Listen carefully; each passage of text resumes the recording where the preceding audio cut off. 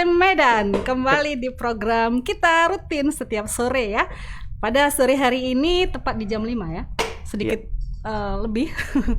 Kembali bersama saya Eti Wahyuni dan rekan saya Truly Oktopurba. Kita bertemu lagi di acara Selamat Sore Medan. Iya, nanti akan kita bacakan ya sejumlah peristiwa-peristiwa yang terjadi di Medan sekitarnya. Iya. Nah, sebelum sampai ke membacakan berita dan membahas berita, kita harus bersyukur dulu. Hari ini tanggal 28 Oktober, hari apa, Kak? 28 Oktober, Hari Sumpah Pemuda. Iya, 28 Oktober, Hari Sumpah Pemuda. Apa nih harapan dari para pemuda?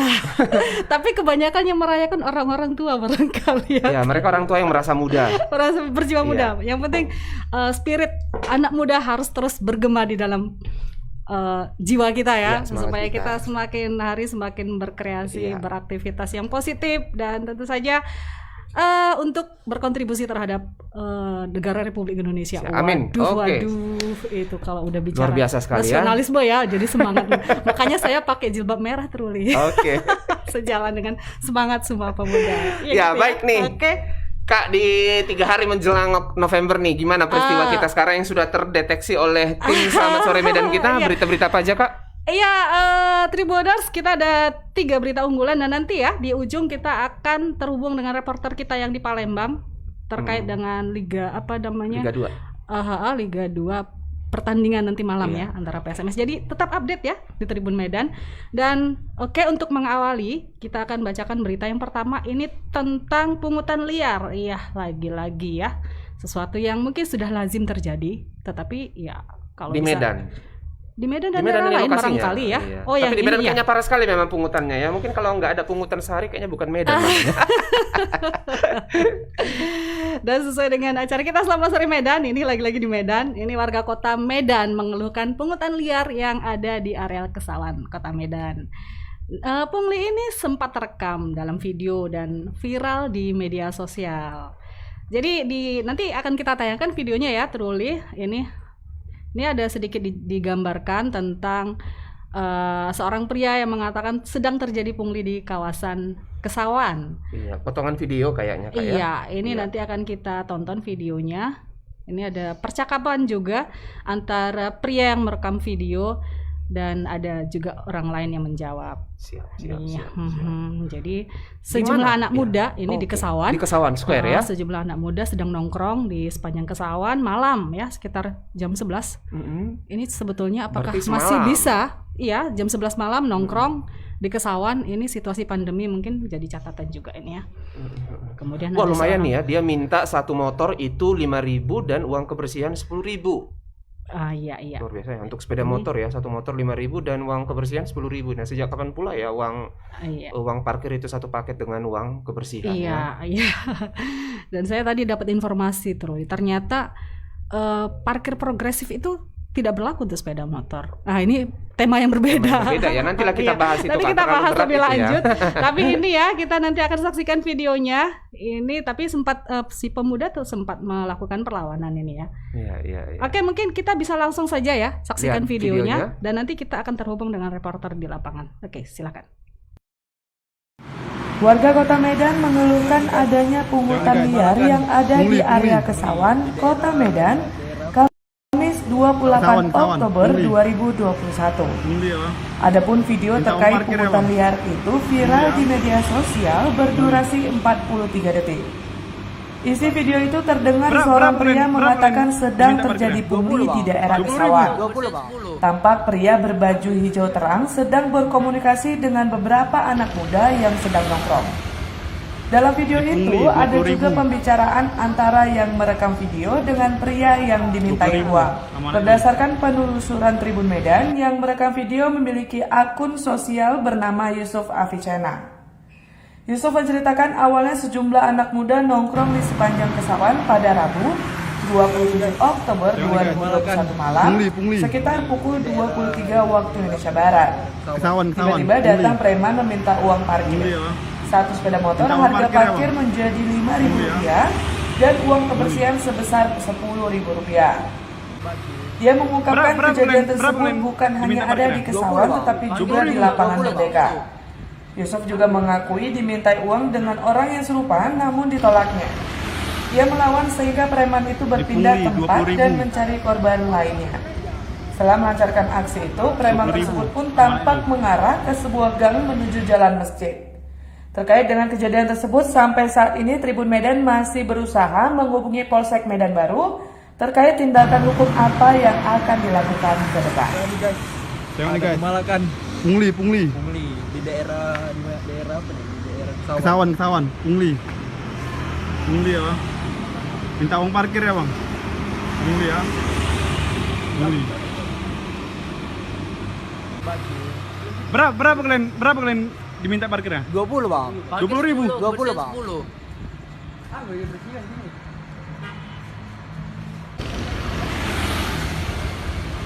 Di Pungli 20.000. 20.000 sama anak itu.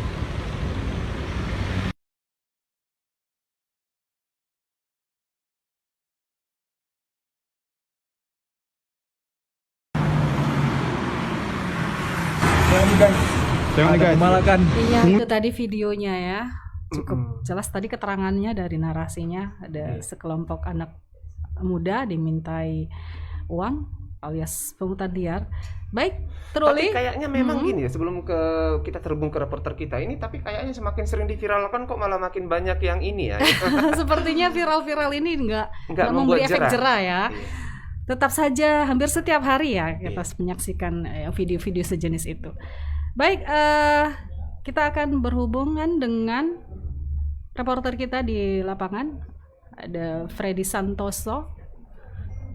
Halo Freddy, selamat sore. Ya, halo, selamat sore Kak Eti dan Truli. Iya. Bisa dijelaskan Freddy terkait video pungutan liar tadi, bagaimana selanjutnya ini? Apakah ini akan ada tindakan dari pihak terkait? Ya baik, Kak Eti, Bung Truli dan juga pemirsa terkait pungutan liar yang terjadi di daerah Kesawan. Polisian Medan Barat itu nantinya akan menelusuri lebih lanjut soal kabar dan video viral tersebut. Nantinya Polsek Medan Barat akan melakukan razia atau patroli seperti biasanya untuk menyisir di mana tempat-tempat yang biasa dijadikan pungli, dan nantinya akan ditangkap begitu apabila memang ditemukan adanya orang-orang tersebut yang biasa disebutkan itu melakukan pungli. Dan sebagai informasi, pungli itu bukan hanya di Kota Tua atau bangunan tua Kesawan, tetapi di Lapang Merdeka juga. Jadi berdasarkan video itu juga, pungutan liar itu terjadi kepada anak-anak muda yang biasa nongkrong atau duduk begitu di kursi yang ada di trotoar tersebut. Jadi para pemuda yang di situ mengaku dimintai uang sebesar Rp5.000, uang parkir, dan juga uang kebersihan yang sebenarnya kita kebersihan yang sebenarnya kita tidak tahu itu akan dipergunakan untuk apa dan akan disetorkan ke mana begitu. Ya, nah jadi Bang Freddy gimana? Kalau dari kepolisian sudah ada ini tindak lanjut atau barangkali melakukan ini penyelidikan seperti itu? Iya, jadi Kanit Reskrim Polsek Medan Barat itu mengatakan akan melakukan penyisiran seperti yang sudah saya katakan tadi, dan menindaklanjuti kabar viral nih, kabar yang sudah beredar sejak semalam karena kejadiannya itu juga semalam ya, Rabu malam. Jadi nantinya Polsek ini Medan Barat akan razia, dan juga terkait pungutan liar ini Polsek Medan Barat berharap agar korban yang terkena pungli itu segera melapor dan bisa segera diproses begitu, dan akan segera dicari pria yang terekam dalam video singkat tersebut begitu, Bang. Oh iya, berarti belum ini ya, belum ada yang melapor dan belum ketahuan juga siapa yang melakukan pemerasan ya. Tapi Bang, pihak kepolisian sendiri biasanya punya call center ya untuk aksi-aksi premanisme seperti itu. Gimana, apakah itu memang efektif fungsinya? Ya, kalau sejauh ini mungkin masyarakat atau warga Kota Medan sendiri belum banyak yang mengetahui bahwa memang ada call center, kalau tidak salah itu 110 yang terhubung dengan pihak kepolisian, yang nantinya itu memang akan terhubung dengan kantor polisi terdekat. Di situ nantinya pusat informasinya akan menghubungkan dengan polisi terdekat, dan polsek terdekat itu akan menurunkan anggota atau timnya itu datang ke lokasi. Dan mungkin sampai saat ini banyak masyarakat yang belum mengetahui tentang layanan call center 110 milik Polri tersebut begitu. Tapi memang seharusnya masyarakat juga dapat memahami dan Memanfaatkan ya. bisa menghubungi, memanfaatkan begitu layanan tersebut. Baik, Freddy, barangkali juga ini bukan kasus pertama ya, video-video sejenis ini bukan kasus pertama. Ada sejumlah kasus seperti di Binjai ya, kalau tidak salah ya, dan ada di daerah lain.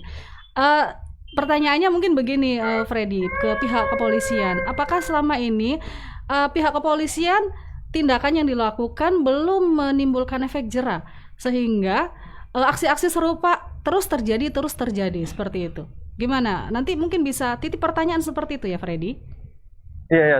Baik Kak, nanti akan kita tanyakan kepada pihak yang berwajib apakah tidak ada cara lain agar para preman-preman ini yang biasa melakukan pungli itu mendapatkan efek jera. Jadi tidak hanya meminta maaf lalu masalah selesai begitu. Iya, betul. Ya, semoga aksi-aksi premanisme ini akan semakin berkurang ya. Kita bisa hidup lebih nyaman. Siap. Baik. Ya, baik, terima kasih Bang Freddy. Ya, terima kasih Bang. Laporannya. Terima kasih, selamat sore. Iya, itu tadi apanya ya, cukup ini juga ya, seperti yang kita bilang tadi ya, Kak ya. Nggak pernah ini ya, tidak habis-habisnya juga ya, sudah diberitakan juga, sudah diviralkan juga, masih terjadi juga. Dalam interval waktu yang singkat, nanti sudah muncul lagi di daerah lain. Seperti itu. Jadi kita sangat menyayangkan aksi-aksi preman seperti itu. Ya, mudah-mudahan nanti di kesempatan berikutnya pihak kepolisian juga bisa semakin semakin serius ya. Semakin serius dengan semangat Sumpah Pemuda ya. Ya. Baik. Kita lanjut ke berita kedua ya, Kak ya.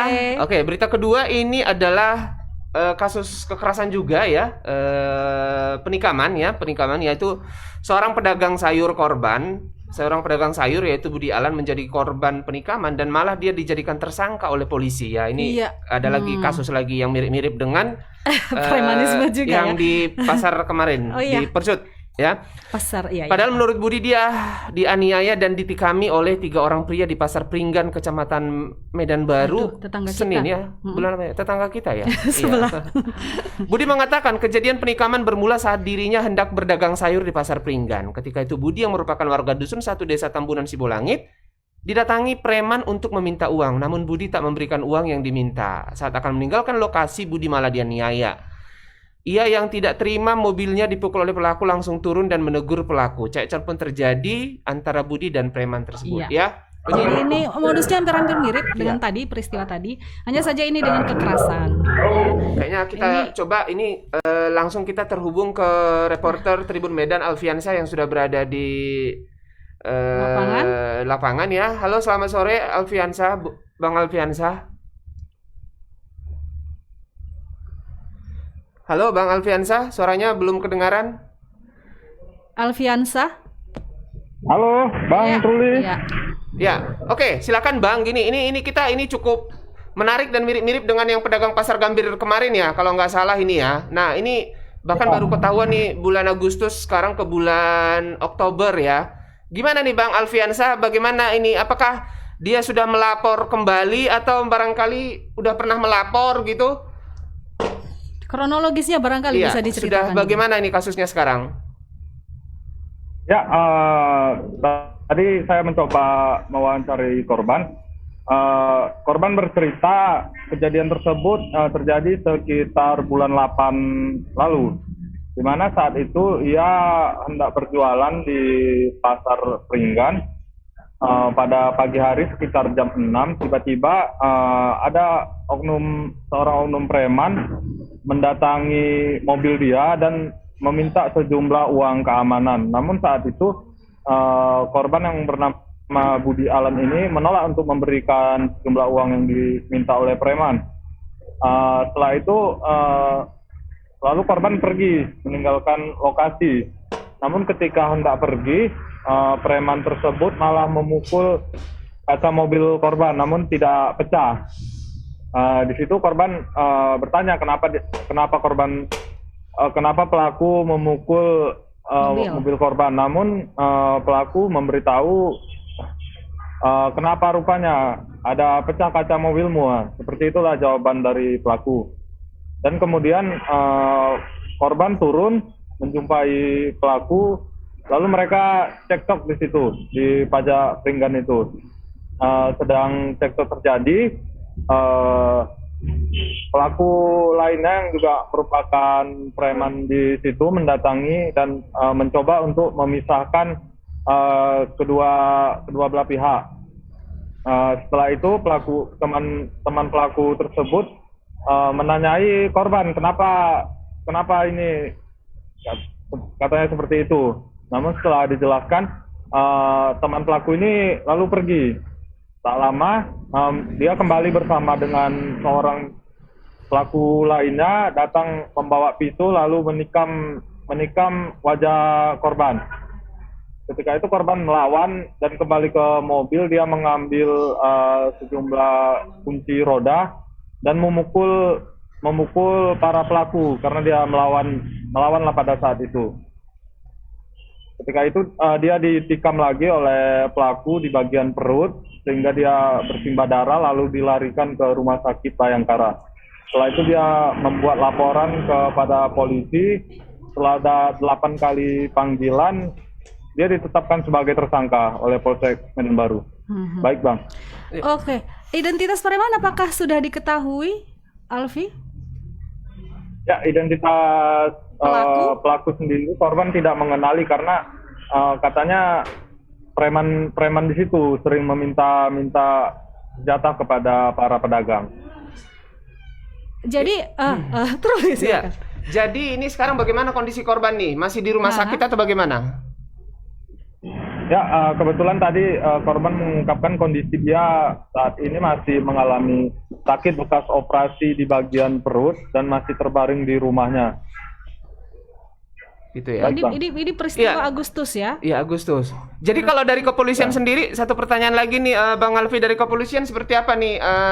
Jadi ini pelakunya sudah ditangkap nggak gitu ya sama polisi? Ya, sampai sejauh ini kita masih mencoba menghubungi Kapolsek ataupun Kanit Medan Baru, namun belum ada memberikan jawaban. Namun tetap kita melakukan agar mereka memberikan keterangan. Oke. Jadi ini dia yang melaporkan penganiayaan, tapi dia yang ditetapkan sebagai tersangka. Nah, barangkali ada keterangan juga, Alfi, kira-kira apa alasan penetapan tersangka terhadap dalam hal ini korban ya, kita sebut korban?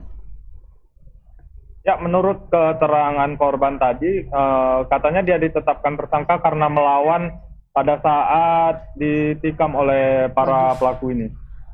Oh gitu, lucu juga ya. Jadi kalau kita ditikamin nggak usah melawan ini kayaknya ya, biar kita nggak dijadikan sebagai tersangka ya. Terus kalau pelakunya sendiri apakah mengalami luka-luka? Belum tahu. Ya, menurut pengakuan dia tadi waktu dipukul memang pelakunya mengenai bagian kepala pelaku. Karena pada saat itu dia memang harus melawan katanya, kalau enggak dia kemungkinan akan mati.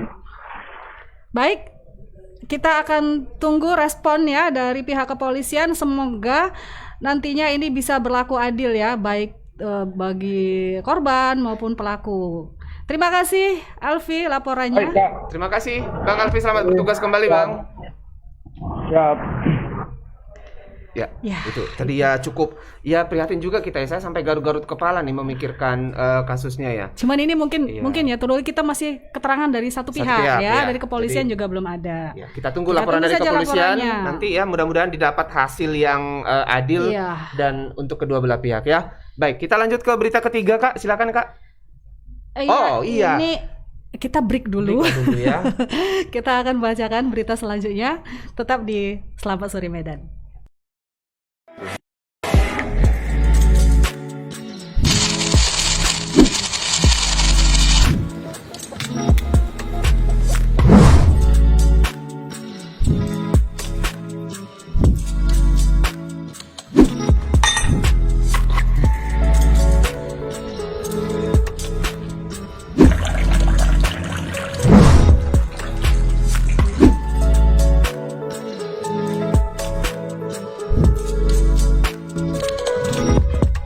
Ya, kembali selamat sore Medan.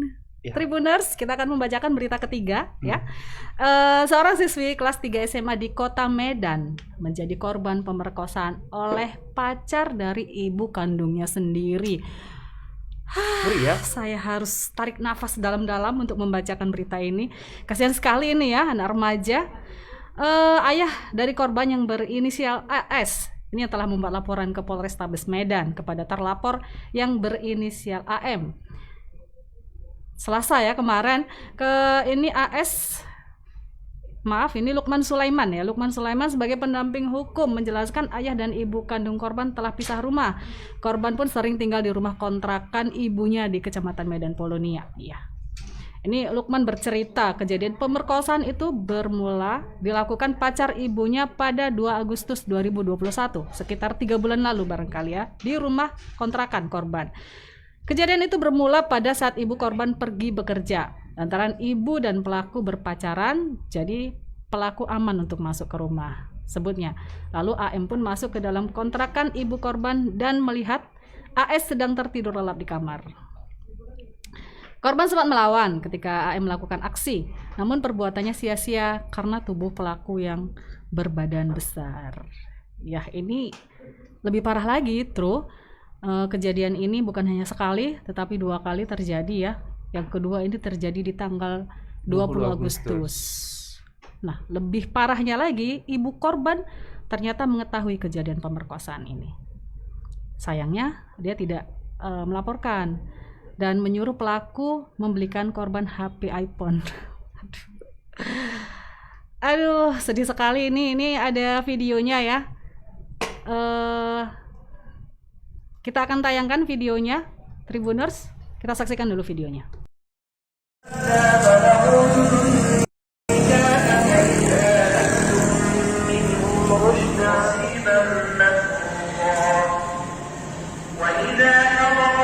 Bang, mungkin bisa dijelaskan Bang untuk terkait laporan kita yang ada di Polrestabes Medan itu sejak kapan dilakukan dan terkait apa saja Bang, siapa terlapor dan siapa yang melapor Bang? Semalam kami melaporkan perbuatan cabul atau perkosaan terhadap anak yang dilakukan sama pacar dari ibu korban. Semalam kami melaporkan pada tanggal 27 Oktober sekitar jam 12. Terlapornya namanya Amin, pacar ibu korban, dan diduga di sini ada keterlibatan ibunya karena korban mengadu kepada ibunya, namun tanggapan ibunya tidak ada, malah menyuruh kalau bisa lah imbalan dari situ pun gitu. Bang, mungkin bisa diceritakan sedikit Bang terkait kronologis kasus siswi ini kok sampai bisa diperkosa oleh pacar dari ibu kandungnya sendiri gitu. Apakah ayahnya tidak ada atau gimana Bang? Karena kan begini, kehidupan rumah tangga ayah kandungnya dengan ibunya sudah 2 tahun retak kan gitu, pisah rumah. Nah mereka ini anak-anak dari ayahnya ini ikut sama ibunya. Nah ikut dengan ibunya, pacar dari ibunya ini kan kayaknya kalau menurut pandangan saya pelaku ini menyuplai tentang kehidupan mereka lah. Nah jadi kurang lebih dari situ makanya akses masuk untuk ke rumah korban ini gampang. Nah saat ibu korban pergi, korban sedang tidur, disitulah dilakukan pelaku. Sebanyak berapa kali Bang? Menurut keterangan korban 2 kali. Pertamanya tanggal 2 Agustus, yang kedua tanggal 20. Itu tadi keterangan dari pendamping hukum pelapor ya kasus pemerkosaan terhadap remaja anak SMA. Ya, sedih juga ya. Sedih dong ya, pasti. 2 kali diperkosa oleh pacar ibunya gitu ya, dan ibunya juga tahu gitu ya. Tapi ya kita tidak punya hak untuk menghakimi ibunya ya, ataupun menghakimi siapa. Nanti biar kepolisian yang akan menindaklanjuti ya secara adil. Dan Tribuners, sore hari ini kita sudah terhubung dengan reporter kita di lapangan, ada Goklas. Iya, selamat sore Goklas. Iya, selamat sore Kak Eti dan Bang Truli. Iya, gimana Goklas? Bisa Anda sampaikan laporan di lapangan kejadian tentang kejadian ini? Gimana kira-kira informasi terkini? Silakan. Ya, terkait tadi kronologis sudah dijelaskan bahwa korban yang berinisial AS itu telah disetubuhi oleh pacar ibunya yang sudah sampai 2 kali, itu tanggal 2 Agustus dan tanggal 20 Agustus. Dan rupanya pada saat kejadian tersebut, yang kejadian kedua, ia mengaku telah memberitahukan kejadian tersebut kepada ibunya, namun justru ibunya meminta imbalan handphone terhadap si pelaku. Nah, hal itu sangat disayangkan oleh korban, sehingga korban pun secara diam-diam pergi ke rumah ayahnya, ayah kandungnya masih, dan dia menceritakanlah terkait hal tersebut. Nah, tadi ayah kandungnya juga sempat kita wawancara. Ayah kandungnya mengatakan bahwa korban sempat ke rumahnya itu dengan kondisi yang sudah seperti sedang merasakan kegalauan yang luar biasa, karena jadi pendiam, jadi takut untuk berbicara, habis itu takut untuk didekati dan segala macam. Ada traumatis yang tampak dari psikologi dari korban seperti itu. Setelah 2 hari bersama ayahnya, barulah dia mau berbicara terkait dengan kasus tersebut secara rinci. Hingga pada akhirnya sang ayah pun mengatakan kepada korban, apa langkah kita ke depan secara bersama-sama, maka mereka memutuskan untuk melapor ke Polrestabes Medan. Nah, adapun 2 hari yang lalu sudah melapor ke Polrestabes Medan, dan sampai saat ini kan PPA Polrestabes Medan telah melakukan upaya untuk tes urin, bukan tes urin, tapi melakukan visum terlebih dahulu kepada korban seperti itu. Tapi kalau hasilnya masih ditunggu beberapa hari ke depan. Seperti itu Kak Eti dan Bang Truli. Iya, jadi sampai saat ini belum ada penetapan tersangka ya? Belum ada, masih proses jadi pendalaman kasus penyelidikan. Iya, semoga bisa diperoleh cepat hasil visum dan bisa ditindaklanjuti ini ya. Iya, Bang Koklas tadi korbannya ada ini ya, ikut melapor juga nggak? Ada ikut, dia turut melapor. Oh gitu ya. Jadi ada pernyataan dari korban gitu seperti apa gitu? Barangkali dia memberikan pernyataan. Dia hanya menyatakan secara garis besar kronologis ya hampir serupa dengan keterangan dari PH.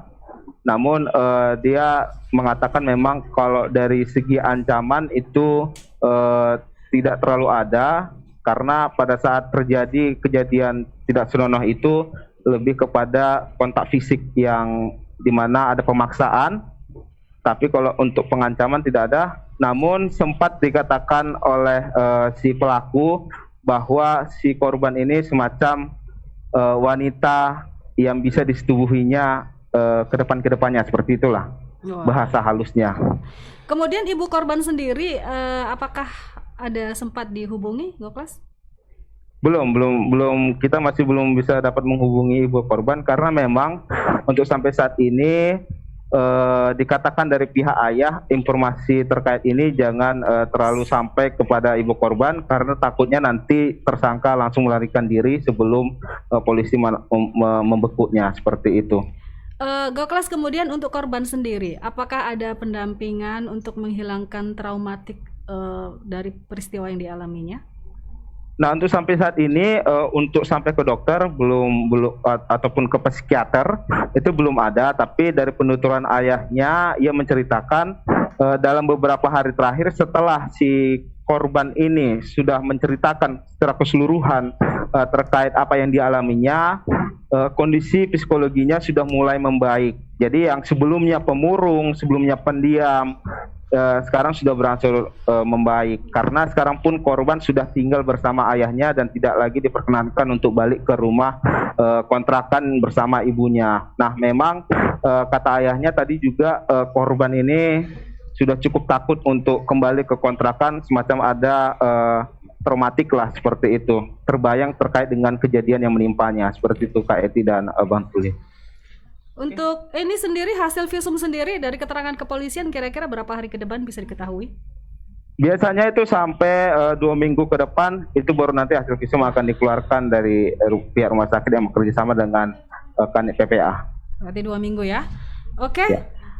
Terima kasih Goklas, semoga kasus ini bisa cepat terungkap, pelaku bisa diadili ya. Terima kasih Goklas, selamat sore, jaga kesehatan. Ya, selamat sore Bang Goklas. Selamat sore Bang Truli dan Kak Eti. Iya. Terima kasih. Ya, itu tadi berita pamungkas kita ya. Tapi belum. Iya, ini berita pamungkas. Tapi Untuk kita yang masih kriminal. ada laporan lagi ya. Kita masih ada breaking. Jadi ini terkait dengan Jangan yang keras-keras lagi ya. ini sedikit menghibur ya mungkin ya. Tapi kalau menang. Jadi nanti malam ya Truli ya, PSMS akan berlaga dengan Sriwijaya. Iya, berarti kita ini Liga 2 nih yang mau kita laporkan ya. Iya. Liga 2 PSMS masih di Palembang ya Di saat Palembang. Ini terkait persiapan ya, karena laganya nanti malam akan digelar. Dan untuk mengetahui informasi terkini, persiapan dan segala macam untuk laga nanti malam, kita terhubung dengan reporter kita di Palembang, ada Sofyan Akbar. Ya, ini dia. Selamat sore. Ya, selamat sore. Gimana Palembang, Sofyan? Selamat sore. Ya, Selamat kabar sore. terkini di Palembang Iya. baik dan tenanglah, teduh. Begitu. Ya, bikin Bung betah Truli ya. dan Mbak Eti. Bikin betah ya. Jangan lupa pulang ke Medan, Sofyan Akbar. Kalau betah, tidak Mbak. Iya. Soalnya iya. Oke, gimana Akbar untuk persiapan nanti malam PSMS melawan Sriwijaya FC ini? Iya. Bisa diceritakan? Apakah sudah berangkat menuju stadion? Baik Mbak Eti dan Bung Truli. Kabar terkini dari PSMS Medan yang akan melakukan pertandingan kelima mereka pada putaran pertama di kompetisi Liga 2 sudah sangat siap, memuaskan lah mungkin. Maksudnya sangat siap untuk melakukan laga dengan tuan rumah. Meskipun PSMS Medan sendiri sudah mengetahui bahwa Sriwijaya FC itu tidak pernah kalah dalam putaran pertama. Iya. Dan PSMS Medan melalui head coach Ansari Lubis mengatakan bahwa PSMS Medan sudah siap menghadapi tuan rumah dan mereka akan membawa pulang 3 poin pada pertandingan nanti malam sekitar pukul 9.30. Begitu Mbak Eti dan Bung Truli. Ya, berarti ini tim PSMS belum berangkat menuju stadion, belum? Baik Bung Truli, terlihat ini masih di bus PSMS ya. Belum ada pemain yang masuk kayaknya. Busnya juga belum hidup.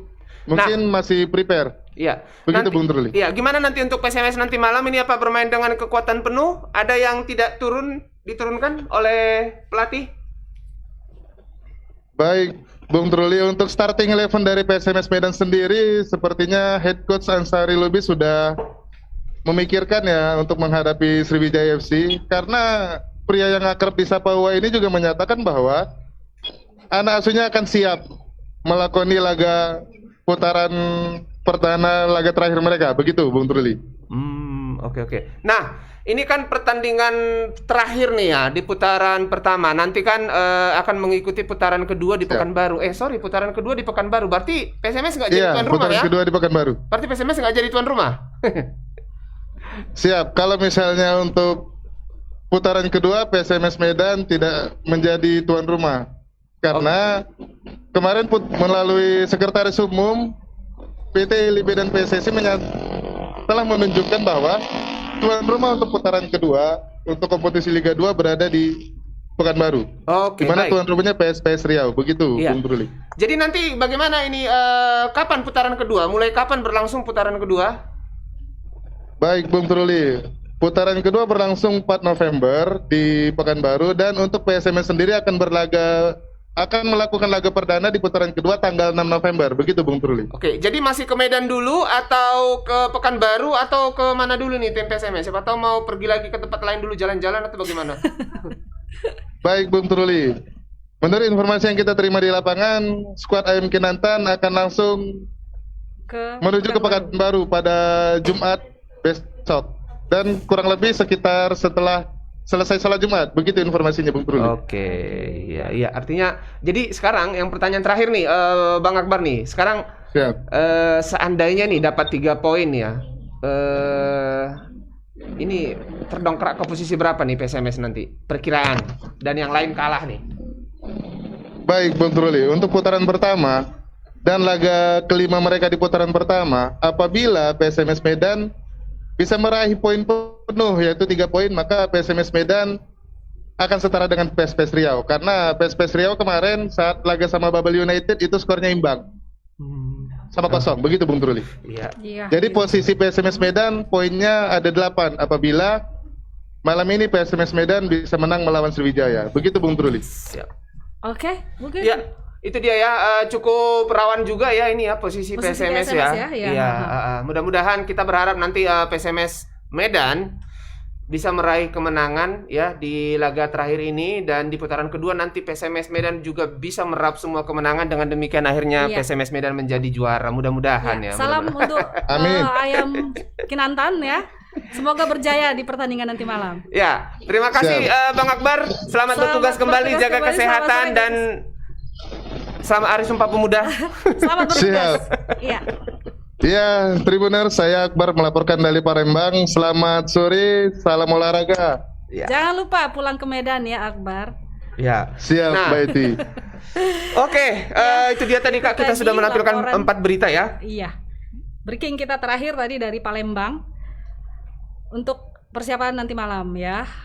Dan barangkali itu saja ya. Sepertinya nggak ada lagi. Posisinya semua masih ini ya, banyak kasus yang terjadi ya, mengambang ya, kita masih banyak menunggu, masih banyak kasus kriminalitas yang terjadi di Kota Medan ya.